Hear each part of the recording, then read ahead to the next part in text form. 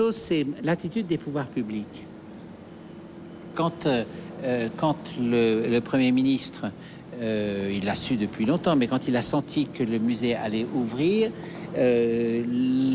toutes les autorités politiques se sont rendues compte de l'intérêt considérable de ce lieu. Oui. Et l'ouverture de ce lieu a été un événement formidable. Donc là, il y a un progrès qui est en train de se faire aussi. Oui, vraiment, ce progrès, on l'a senti énormément parce que durant ces 15 dernières années, on a essayé d'agrandir la collection. Parce que les politiques ne se rendent pas forcément, dans tous les pays du monde, ne se rendent pas forcément compte de l'importance de l'art moderne. Hein. On l'a bien vu en France, on a eu un vrai problème sur ce sujet. Et là, on a le sentiment qu'ici, il y a eu une prise de conscience. Il y a une prise de conscience et c'était surtout avant, il fallait qu'on ouvre le musée, qu'on fasse l'inauguration avant le 17 décembre. Ça, c'était très important pour notre Premier ministre.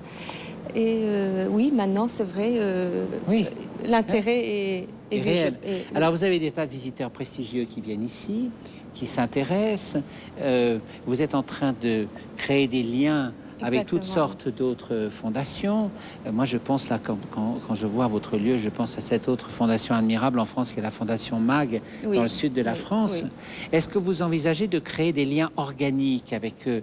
C'est-à-dire, vous passez votre temps à aller les voir, vous passez votre temps à les recevoir, vous faites énormément de relations publiques de cette sorte? Le plus qu'on peut, étant donné que on aimerait être international et maintenant que notre nombre de visiteurs, au moins les 80% de nos visiteurs sont turcs, nous n'avons jusqu'à présent pas essayé d'attirer les touristes parce que normalement les touristes qui viennent à Istanbul, ceux qui passent 3 jours par exemple à Istanbul, vont au Topkapı la première journée, la seconde c'est le musée d'archéologie et la troisième c'est le musée islamique. Donc il faut un 4e jour maintenant. Maintenant il faut exactement un 4e jour et il faut maintenant qu'on essaie d'avoir ces... Alors, dernier point qui est tellement important, c'est que quand on a un lieu comme celui-là, qu'on est en train de créer un repère très fort, hein, il faut qu'il y ait toute une pédagogie qui s'inscrive autour. Oui. Il faut qu'il y ait des enfants qui viennent, il faut qu'il y ait des professeurs de dessin, des professeurs d'art qui viennent. Et tout à l'heure, vous en parliez, je voudrais juste qu'on termine là-dessus. C'est un des points très importants de votre action. Oui, un des points très importants. On a jusqu'à présent reçu 50 000 élèves de tous ces... C'est beaucoup. C'est beaucoup, c'est beaucoup en 6 mois. Mais un autre point, notre mission, si je peux dire, c'est de pouvoir faire de cet endroit une plateforme sociale et une plateforme de communication. C'est pour ça qu'on a le cinéma, c'est pour ça qu'on a la bibliothèque. Et si je peux dire, on a été très influencé par le centre Georges Pompidou, par Beaubourg. C'est là qu'on a vu ce centre, ce plateforme de communication où les gens y vont juste pour passer un après-midi le dimanche, une sorte de socialisation.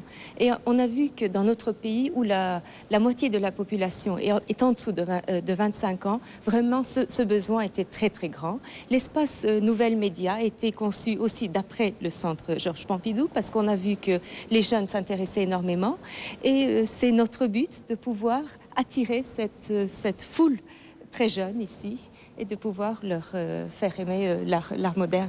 C'est ainsi que Madame Eksasibasi nous révèle une fois de plus que la Turquie a tenu un des paris importants de notre période contemporaine en réalisant ce musée absolument admirable qui impliquera désormais que vous passiez 4 jours à Istanbul au lieu de 3.